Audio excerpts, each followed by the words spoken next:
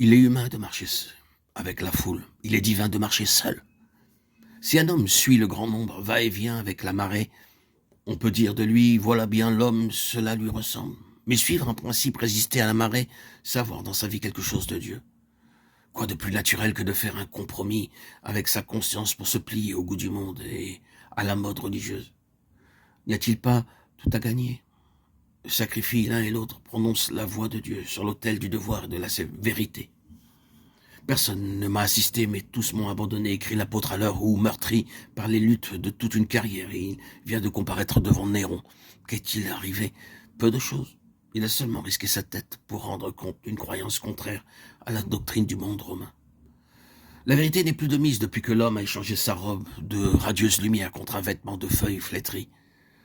Noé construisit et navigua seul. Il était de bon ton pour les voisins de railler cet homme bizarre.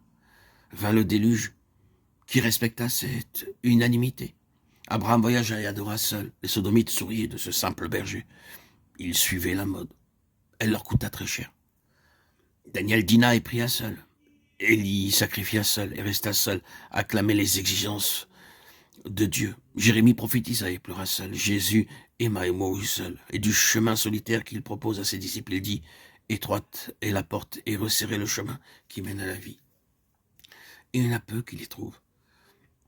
Et quant au traitement qu'ils allaient recevoir de ceux qui suivent en nombre la voie large, voici ce qu'il en dit. Si vous étiez du monde, le monde aimerait ce qui est à lui. Mais parce que vous n'êtes pas du monde, à cause de cela, le monde vous hait. Dans le désert, le peuple qui était censé représenter sur la terre le témoignage de Dieu encensait Abraham et persécutait Moïse. Sous les rois, ils encensaient Moïse et persécutaient les prophètes. Sous Caïphe, ils encensaient les prophètes et persécutaient Jésus. Sous les papes, ils encensaient le Sauveur et persécutaient les saints. Et il se trouve aujourd'hui une foule de gens, aussi bien dans l'Église que dans le monde, pour applaudir à la courageuse persévérance des patriarches et des prophètes, des apôtres et des martyrs, et pour traiter de fous et de buter ceux qui font preuve au temps présent d'une semblable fidélité. On demande aujourd'hui pour le service du devoir et de la vérité des hommes et des femmes jeunes et vieux qui soient prêts à sacrifier leur fortune, leur ami, et jusqu'à leur vie plutôt que de trahir leur certitude intérieure. C'est cette petite parenthèse du verset 36 du chapitre 10 des Actes qui a retenu mon attention aujourd'hui. Dans tout l'ensemble des Écritures, il n'y a probablement pas de parenthèse, ni même d'affirmation directe qui soit d'une plus grande portée que cette déclaration simple, précise. Il est le Seigneur de tous. Vous remarquerez que cette déclaration fait pendant à celle que nous trouvons au chapitre 2. Dieu a fait Seigneur et Christ, ce Jésus que vous avez crucifié. Les chapitres 2 et 10, vous ne l'ignorez certainement pas, sont des chapitres parallèles. L'un est la contrepartie de l'autre. Le premier nous présente la Pentecôte des Juifs, le second la Pentecôte des non-Juifs.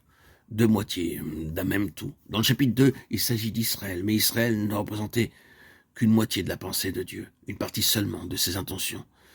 Les païens avaient aussi leur place dans le plan divin, de sorte que la Pentecôte du chapitre 2 doit nécessairement s'élargir.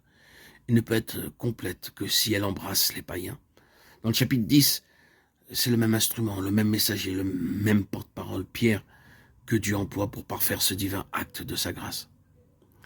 Le Saint-Esprit déploie dans cette circonstance une activité admirable. Les anges eux-mêmes vont collaborer à ce mouvement stratégique qui conduira Pierre pour finir dans la maison de Corneille, le gentil, le non-juif. Et Pierre n'a pas plutôt fait une déclaration semblable à celle qu'il avait faite aux Juifs à Jérusalem que le même résultat se produit. Le Saint-Esprit tombe sur les gentils comme naguère sur les Juifs, et un bon nombre d'âmes sont gagnées au Seigneur.